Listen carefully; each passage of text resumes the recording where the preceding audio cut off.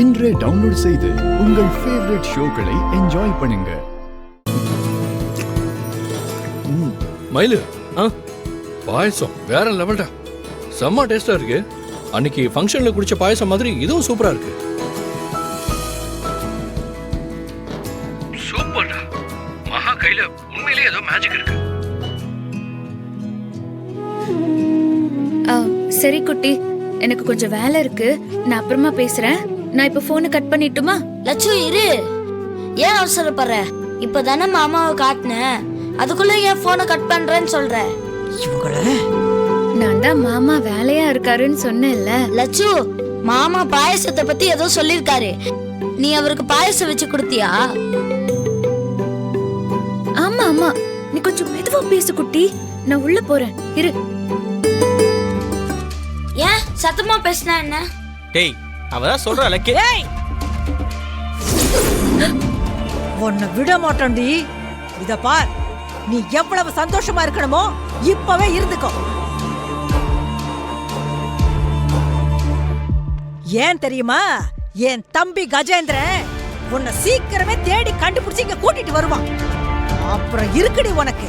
ஏ மோகனா, வார்த்தையே அளந்து பேசு, ரொம்ப ஓவரா பேசிட்டு இருக்க. புடி கண்ணு மகா, இவ சொல்றத பத்தியெல்லாம் நீ ஒன்னும் பயப்படாத. இதுங்கெல்லாம் குறைக்கிற நாய்ங்க, இப்படிதான் இதுங்க சத்தம் போட்டுக்கிட்டே இருக்குங்க. இது எப்பவும் வேட்டைக்காகாது. ஓ கிழவி, பேத்திக்கு தைரியம் சொல்றியா? இந்த பாரு கிழவி, நீங்க எல்லாரும் பாத்துக்கிட்டே இருங்க. உங்க மாப்பிள சிங்கம் என் தம்பிய தடுக்கிறானா, இல்ல ஏன் தம்பி உங்க மாப்பிள சிங்கத்தை தாண்டி உன் பேத்திய கூட்டிட்டு வந்து தாலி கட்டுறானா இல்லையான்னு பாப்போம். ஏய் பாருடி, இப்ப சொல்றேன், நல்லா கேட்டுக்க. என்ன கண் காணாத இடத்துல போய் ஒளிஞ்சுக்கிட்டா உன்னை நாங்க விட்டுருவோன்னு பகல் கனவு கண்டுகிட்டு இருக்கிறியா? அது நடக்காதுடி. எந்த நிமிஷமும் என் தம்பி கஜேந்திர உன்னை வந்து தூக்க தாண்டி போறான். அவன் உன்னை நெருங்கிக்கிட்டு இருக்காண்டி. சீக்கிரமா நீ இருக்கிற இடத்தை தேடி கண்டுபிடிச்சிருவான். பாத்துக்கிட்டே இரு, அப்ப தெரியும்டி நாங்கெல்லாம் யாரு. விடுறி எம்மா, நீ எல்லாம் ஒரு பொம்பளையா? அவ நம்ம லட்சுமிமா, கொஞ்சம் கூட ஈவி இறக்கமே இல்லாம கண்ட மேனிக்கு பேசிக்கிட்டு இருக்க. எனக்கு உன் வயித்துல போய் பிறந்தோன்னு நினைச்சு வெக்கமா இருக்கு. நீ எல்லாம் மனுஷ ஜென்மமே கிடையாது. போட வந்துட்டான் நியாய நீதி பேசுறதுக்கு. ஏய், என் தம்பி கஜேந்திரன் அவளை தூக்கிக்கிட்டு இங்க வரட்டும், அப்ப வச்சுக்கிறேன் உங்களுக்கெல்லாம். பாத்துக்கலாம். பேசுற காதுலயே அறைய போற. மகா,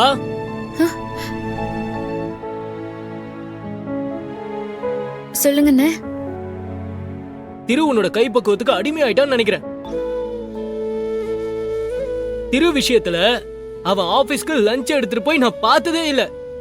இன்னைக்கு என்னடானா மதியம் உன் கையால சமைச்சு ஆபீஸ்க்கு மத்தியான சாப்பாட்டை எடுத்துட்டு வர சொல்லிருக்கான்.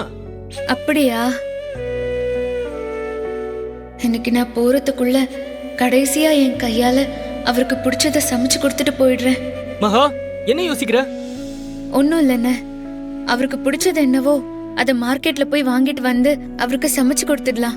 சரி மகா, நான் போய் வாங்கிட்டு வந்துடுறேன். உங்க கையால தாலி கட்டிக்கிட்ட அந்த நிமிஷத்தோட நினைப்பு பொக்கிஷமா நான் சாகுற வரைக்கும் என் மனசுல பத்திரமா வச்சிருப்பேன். உங்களுக்காக நான் எதுவுமே பண்ணதில்லை. இன்னைக்கு நீங்க ஆசையா கேட்ட சாப்பாட்டை நான் கடைசியா இந்த வீட்ல உங்களுக்காக சமைக்க போறேன். என்ன இங்க? திரு இன்னைக்கு சாப்பாடு எடுத்துட்டு வர சொன்னா, அதான் குடுத்துட்டு போலான்னு வந்தோம். திரு லஞ்ச் எடுத்துட்டு வர சொன்னானா? என்ன இது புதுசா இருக்கு? திரு நார்மலா ஆபீஸ்ல தானே சாப்பிடுவான். ஆமா, இப்ப வீட்ல மகா செய்யற சாப்பாடு நல்லா இருக்குன்னு மதியமும் மகாவை செய்ய சொல்லி எடுத்துட்டு வர சொல்லிருந்தான். அதான் நாங்க கொண்டு வந்தோம். காஞ்சனா அக்கா சந்தேகப்படுறது சரிதான். அக்கா சொல்ற மாதிரி தான் இங்க எல்லாம் நடந்துகிட்டு இருக்கு. இத்தனை நாள் இல்லாம மத்தியானம் வீட்ல இருந்து சாப்பாடு எடுத்துட்டு வந்து சாப்பிடுறது நல்ல விஷயம்தான். ஆனா பாரு, இன்னைக்கு முதல்ல லஞ்ச் எடுத்துட்டு வர திரு சாப்பிடுறது சந்தேகம் தானே? என்னாச்சு? இன்னைக்கு ஆபீஸ்ல பெரிய ப்ராப்ளம் போயிட்டு இருக்கு. திரு லஞ்ச் சாப்பிட வருவானா இல்லையானே தெரியல. கவிதா, உனக்கும் சேர்த்துதான் சாப்பாடு கொண்டு வந்திருக்கோம். திரு வர லேட் ஆனா பரவாயில்ல, நீ சாப்பிடு. எனக்கு வேண்டாம். எனக்கு பசி இல்ல. அது மட்டும் இல்ல, இவ சமைச்சதை சாப்பிடுறதுல எனக்கு பெருசா இன்ட்ரெஸ்ட் இல்ல.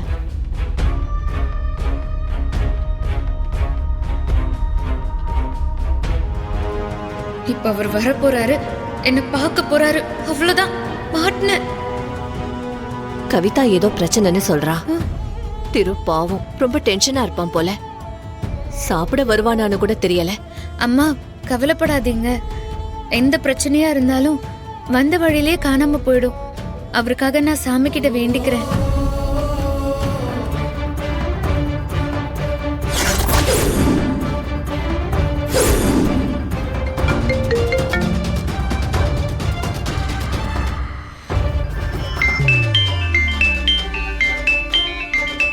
மகா, உன் போன் தான் ரிங் ஆகுது. யாரோ போன் பண்றாங்க போல இருக்கு, பாரு. சரிம்மா. அம்மா ஊர்ல இருந்து ஃபோன் பண்றாங்க. நான் போய் பேசிட்டு வந்துடுறேம்மா. சரி, போய் பேசிட்டு வா.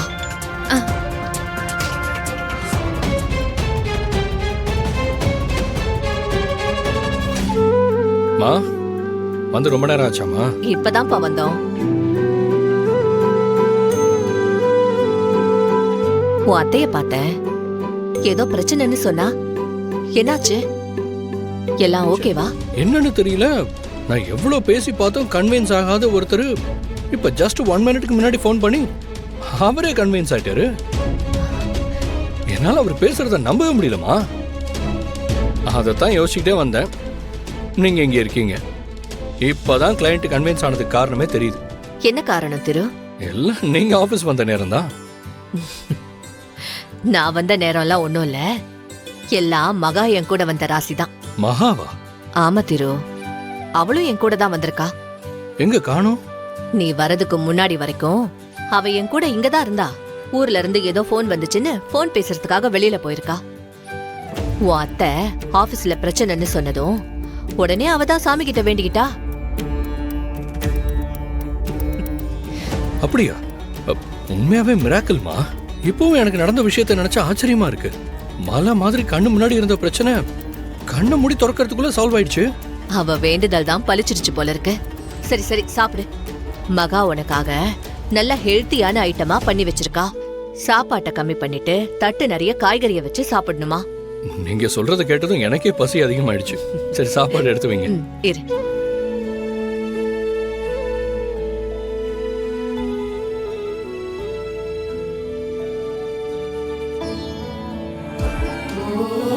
இன்னைக்கு எப்படியும் நான் போயிடுவேன். இதுக்கப்புறம் நான் கண்டிப்பா உங்களை பார்க்கவே மாட்டேன். இன்னைக்கு உங்களுக்கு என் கையால பிடிச்சதெல்லாம் சமைச்சு சாப்பிட வச்சுட்டேன். எனக்கு மனசே நிறைஞ்சிருக்கு. இதுவே எனக்கு போதும்.